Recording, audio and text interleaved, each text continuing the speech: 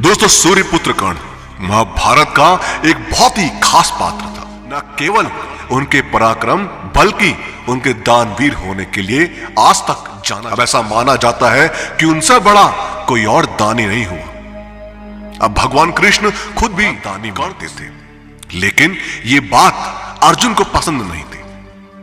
अब कर्ण की मृत्यु का समय दो लोग उनके पास गए, कृष्ण और द्रौपदी।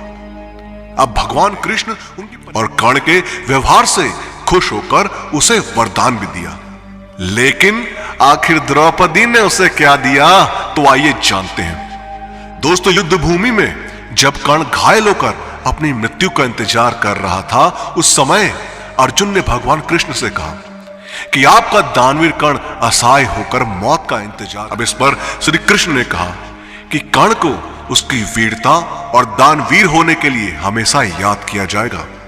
अब इस बात को सुनकर अर्जुन बोले कि वो सबसे बड़ा दानवीर कैसे हो सकता है। अब इस बात को साबित करने के लिए कृष्ण भगवान ब्राह्मण के भेष में पहुंचे और कर्ण को प्रणाम किया। अब इस पर कर्ण ने उनसे वहां आने का कारण पूछा, तो ब्राह्मण ने बताया कि मैं आपसे कुछ दान मांगने आया था, लेकिन आपकी हालत देखकर अब कुछ मांगना नहीं चाहता, क्योंकि आप इस हालत में क्या दे सकेंगे।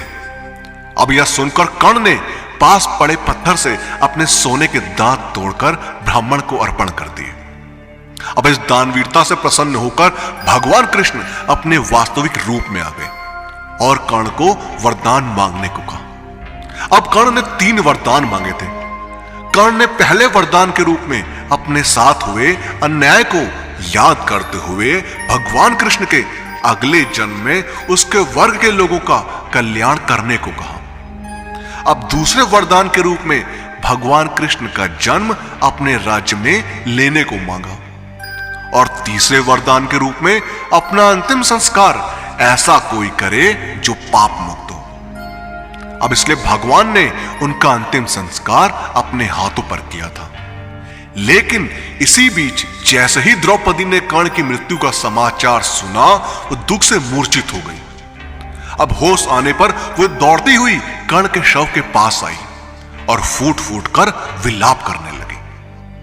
अब इसके बाद उसने कर्ण से उसके साथ किए गए अपमान के लिए उससे माफी मांगी। उसे बड़ा पश्चाताप हुआ कि क्यों उसने स्वयंवर में कर्ण जैसे महान योद्धा का अपमान किया था।